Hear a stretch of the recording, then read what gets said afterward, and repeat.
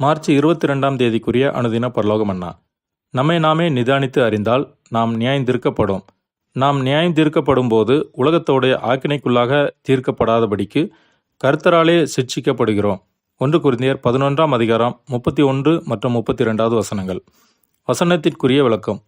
புதிய சிருஷ்டிகளாக இருப்பதன் மூலம் ஒருவர் அடையும் லாப நஷ்டங்களையும் உலகத்தையும் மாம்ச இச்சைகளையும் சாத்தானையும் எதிர்த்து அவர்கள் போர் புரியும் போது எவ்விதம், எப்போது, எங்கே இவைகளை அடைந்தோம் என்பதையும் புதிய சிருஷ்டிகள் தங்களை குறித்து சோதித்தறிவது தேவனுடைய பார்வையில் மேன்மையானது.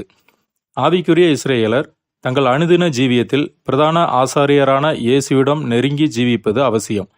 இவர்களுக்கு அருளப்பட்ட கல்யாண வஸ்திரம் எவ்விதத்திலும் கரைபடாமல் இரட்சகரின் இரத்தத்தால் தொடர்ந்து சுத்திகரிக்கப்பட்டு கரைதிரை ஒன்றுமில்லாமல் சுத்தமுள்ளதாக காணப்பட வேண்டும்.